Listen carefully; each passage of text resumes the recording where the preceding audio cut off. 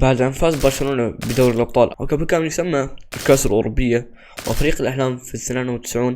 مر هذا الفريق بمصاعب إلى أن استطاع رفع 4 كؤوس من نفس البطولة. في موسم 92-93 لم تكن هناك أي استقطابات لأي نجوم، رغم أنه كان بطل الدوري في هذا الموسم، لكنه لم يتأهل لدور المجموعات ولعب 4 مباريات وفاز بوحدة وتعادل في 2 وخسر بوحدة. موسم 1993-1994 استخدم النادي البرازيلي روماريو ب 8 مليون يورو من نادي ايندهوفن. فاز برشلونة ب3 مباريات وتعادل في 2 وتأهل إلى دور نصف النهائي ضد بورتو وتأهل بثلاثية، ولكن في النهاية ضد ميلان خسر بخسارة مهينة جدا ب4-0.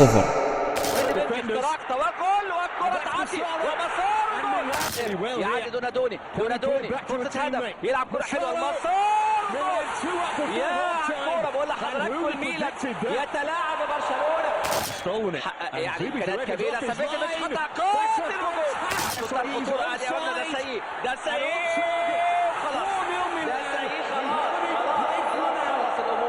وفي موسم 1994 و1995 استقطب النادي الروماني جورج هاجي وغادر من نادي ميكل لاوتخوب وروماريو، وفاز برشلونة بمباراتين وتعادل في 1 وخسر في 2 وتأهل إلى ربع النهائي ضد باريس.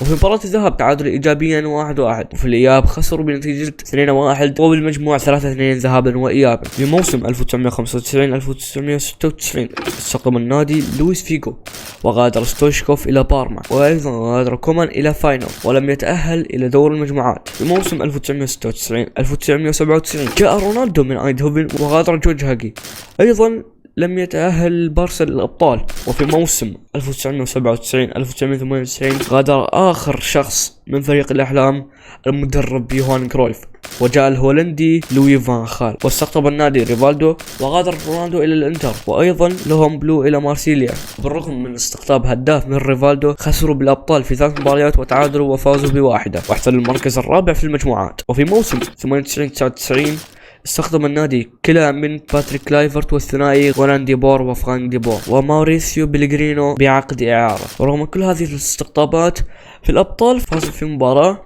وخسر وتعادل في مباراتين واحتل المركز الثالث. وفي موسم 1999-2000 لم تكن هناك استقطابات قوية في الموسم، ولكن تم تصعيد لاعب من فريق الشباب يدعى بكارليس بويول. ولكن في الأبطال كانت بداية البارسا تاريخية، حيث فازوا ب4 مباريات وتعادلوا في 1 وتأهلوا إلى ربع النهائي ضد تشيلسي قبل عصر رومان أبراموفيتش، ولكنهم خسروا بخسارة تاريخية ب3-1. وفي موسم 2000-2001 تم استقطاب ماركو فارماس وإيمانويل بيتي، وتم تصعيد من فريق الشباب شاب يدعى بميكل أرتيتا، وغادر لويس فيغو إلى الريال وغانا دي بور إلى رينجرز. ورغم كل هذه الأسماء فازوا بمباراة واحدة وتعادلوا وخسروا في 2. في موسم 2001-2002 لم تكن هناك أي استقطابات نجومية، ولكن غادر إيمانويل بيتي، ورغم من عدم استقطاب أي نجوم ومغادرة إيمانويل بيتي فاز برشلونة مباراتين وتعادل ب3 وخسر ب1 واحتل المركز الأول في المجموعات وتأهل لدور ربع النهائي ضد باناثينايكوس. وفي مباراة الذهاب خسر البارسا بنتيجة 1-0، وفي الإياب فاز البارسا بنتيجة 3-1 وبالمجموع 3-2 وتأهل إلى الدور التالي دور نصف النهائي ضد الريال مدريد، وخسر مباراة الذهاب بنتيجة 2-0 وتعادل في الإياب بنتيجة 1-1 وبالمجموع 3-1. في موسم 2002-2003 تم استقطاب الموهبة الأرجنتيني الصاعد خوان رومان ريكيلمي، وغادر ميكل أرتيتا إلى الرينجر. والبارسا كان خارق جدا في الأبطال، حيث تأهل من دور المجموعات الأول بالعلامة الكاملة، ودور المجموعات الثاني تأهل منهم ب5 انتصارات وتعادل 1. وفي دور ربع النهائي ضد السيد العجوز يوفنتوس، وانتهت مباراة الذهاب بالتعادل الإيجابي 1-1، وفي الإياب خسروا ب2-1 وبالمجموع 3-2. وفي موسم 2003-2004 استقطب النادي الكتالوني البرازيلي الموهوب من باريس رونالدينيو، وبعرض إعارة جاء إدغار ديفيد من اليوفي، ولكن لم يتأهل لدور الأبطال. في موسم 2004-2005 استقطب النادي المعار من ريال مدريد إلى ريال مايوركا الكاميروني صامويليتو وديكو من بورتو، وخرج إلى ليفربول لويس غارثيا وهيكاردو كواريزما إلى بورتو. وفي الأبطال فاز ب2 وتعادل ب1 وخسر ب2 وتأهل لدور 16 ضد تشيلسي في بداية عصر رومان أبراموفيتش. وفاز برشلونة في الذهاب ب2-1 وخسر في الإياب ب4-2. في موسم 2005-2006 استقطب النادي الهولندي فان بومل وصعد من فريق الشباب شاب أرجنتيني يبلغ من العمر 17 عاما يدعى بليونيل ميسي، وغادر ريكيلمي إلى نادي فياريال. وفي ليالي الأبطال فاز ب5 وتعادل ب1 وتأهل لدور 16، وواجه تشيلسي مرة أخرى وانتصر بالذهاب ب2-1، وفي الإياب تعادل إيجابي وتأهل إلى دور ربع النهائي ضد بنفيكا، وانتهى الذهاب بالتعادل السلبي، وفي الإياب فازوا ب2-0. وفي دور نصف النهائي لعبوا ضد الميلان انتصروا عليهم بنتيجة 1-0، وانتهت مباراة الإياب بالتعادل السلبي. سيواجه في النهائي نادي أرسنال الإنجليزي. أو كونيتو يربح فاول انتظر رايك والكورة خطيرة وجول سول كامبل خطيرة من الأرسنال. إيتو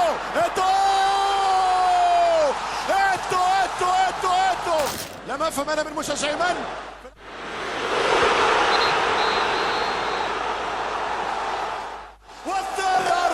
وفاز البرسا باللقب الأوروبي الثاني عبر التاريخ والأول في القرن 21 وبالنسخة وبالمسمى الجديد دوري أبطال أوروبا. في موسم 2006-2007 استقطب النادي ثنائي من اليوفي زامبروتا وتورام، ومن تشيلسي جود جونسون، ورحل فان بومل إلى بايرن. وفي الأبطال تأهل برشلونة لدور 16 من فوز ب3 مباريات وتعادل ب2 وخسر ب1. وفي دور 16 لعب ضد ليفربول، وفي الذهاب خسروا ب2-1، وفي الإياب فازوا ب1-0 وبالمجموع 2-2 وتأهل ليفربول بقانون الأهداف خارج الديار. في موسم 2007-2008 استقطب النادي تييري أونري من أرسنال، وغابرييل ميليتو من ريال سراغوستا، وإيريك أبيدال من ليون. تم تصعيد شاب يدعى ببويان كريكيتش من فريق الشباب، وغادر إلى الأتلتي تياغو موتو وبيليتي إلى تشيلسي وجيفاني فان بروكوس إلى فاينورد. وفي مجموعة الأبطال فازوا ب4 وتعادلوا في 2 وتأهلوا إلى دور 16 ضد سيلتيك، وانتصروا في الذهاب ب3-2 وفي الإياب انتصروا بنتيجة 1-0 وتأهلوا إلى الدور ربع النهائي ضد شالكا وفازوا بالذهاب 2-1. أيضا انتصروا ب1-0 في الإياب وتأهلوا إلى نصف النهائي ضد اليونايتد، وانتهى الذهاب بالتعادل السلبي، وفي الإياب انتصر اليونايتد ب1-0. في موسم 2008-2009 تم استقطاب الظهير الأيمن داني ألفيش، وغادر رونالدينيو وزامبروتا إلى الميلان، وغادر ديكو إلى تشيلسي. تصدروا المجموعات ب4 انتصارات وتعادل وخسارة 1. وفي دور 16 وقع البارسا مع ليون وتعادلوا في الذهاب إيجابيا، وفي الإياب اكتسحوا ليون بنتيجة 5-2 وبالمجموع 6-3 ذهابا وإيابا. وفي دور ربع النهائي وقع البرسا مع الباير واكتسحوا في الذهاب بنتيجة 4-0 وفي الإياب تعادلوا إيجابيا وتأهلوا بالمجموع 5-1. ودور نصف النهائي كان ضد تشيلسي، وفي الذهاب تعادلوا سلبيا وتعادلوا إيجابيا في الإياب وتأهلوا بمهزلة تحكيمية إلى النهائي، وكان النهائي ضد اليونايتد. يمشي الضوء أو الهجوم صامويل الضوء وهدف الله يا بارسا، والبارسا يستعيد الاتاك بكرة خطيرة راسية الثاني رصاصة الرحمة من ميسي، رصاصة الرحمة من وبعد هزيمة البارسا اليونايتد بهزيمة ساحقة بمواجهة مثل مواجهة نهائي دوري أبطال أوروبا ب2-0 وفاز البارسا باللقب الثالث أوروبيا، ومن هنا بدأ اكتساح القارة العجوز. في موسم 2009-2010 جاء من الانتر بصفقة مبادلة زلاتان إبراهيموفيتش، وغادر إلى الانتر من ضمن تلك المبادلة صامويل إيتو، وأيضا جاء من الانتر الظهير الأيسر ماكسويل. وفي دوري الأبطال احتل البارسا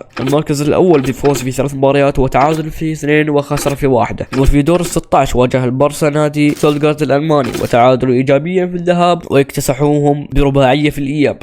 وفي دور ربع النهائي واجه أرسنال، في الذهاب تعادلوا 2-2 وفي الإياب اكتسحوهم برباعية لهدف. وفي نصف النهائي وقعوا مع الانتر، في الذهاب تغلب الانتر ب3-1 وفي الإياب تغلب البارسا ب1-0 وتأهل الانتر بمجموع المباراتين 3-2. في موسم 2010-2011 استقطب النادي ديفيد فيا وماسكيرانو وأدريانو، وغادر زلاتان إلى الميلان وتييري أونري إلى ريد بول نيويورك.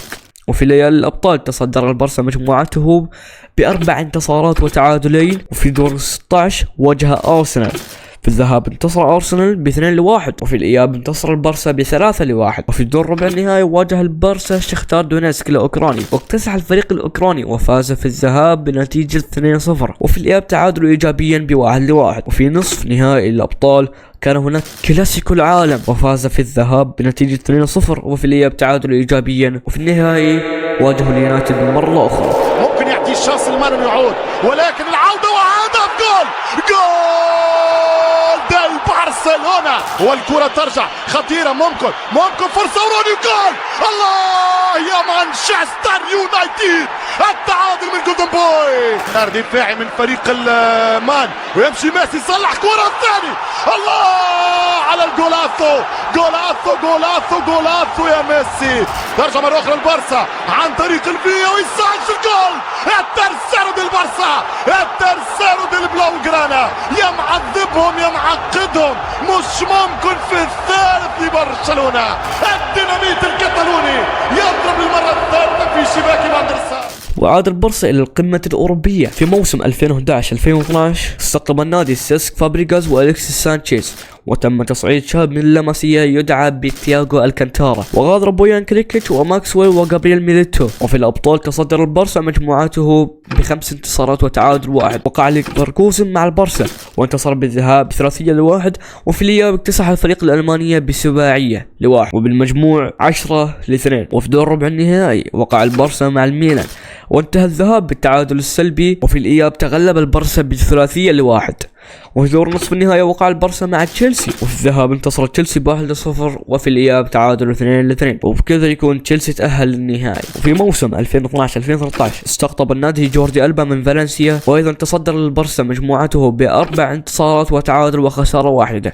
وفي دور 16 واجه البرصة الميلان وتغلب الميلان بالذهاب 2-0، وفي الإياب تغلب البرصة ب4-0. وفي دور ربع النهائي واجه البرصة نادي باريس، وبالذهاب تعادلوا بنتيجة 2-2، وفي الإياب تعادل إيجابيا وبالمجموع 3-3، وتأهل البرصة على الفريق الفرنسي بقانون الأهداف خارج الديار. وفي دور نصف النهائي واجه البرصة العملاق البافاري بايرن ميونخ، وتغلب البايرن ذهابا وإيابا بمجموع 7-0. في موسم 2013-2014 استقطب النادي البرازيلي الموهوب نيمار من نادي سانتوس، وعاد بوين كريكيتش، وتم تصعيد شاب من لاماسيا يدعى بسيرجي روبرتو.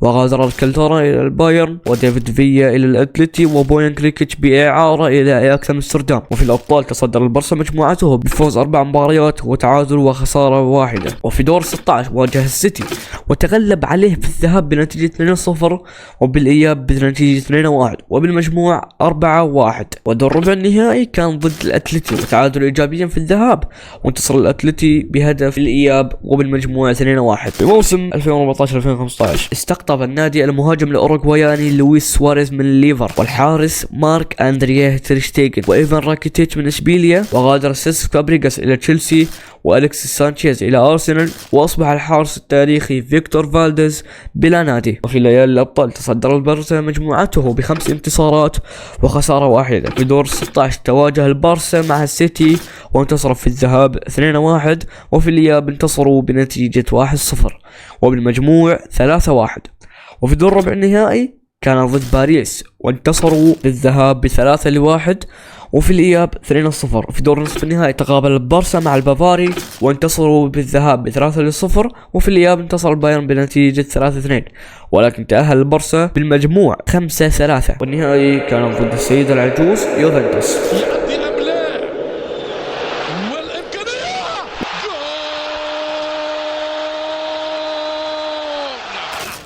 يوسع جول جول جول،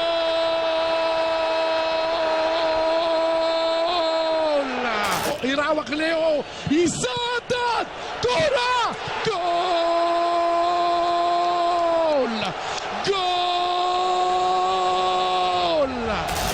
هذه كرة فيها جول، كرة لبيدرو نيمار يسدد جول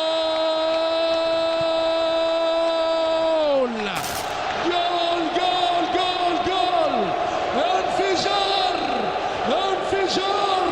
وتوج البرصة ب5 ألقابه بالبطولة الأوروبية، ونهاية مشواره بالتتويج بالبطولة الأوروبية حتى الآن. والسلام عليكم ورحمة الله وبركاته.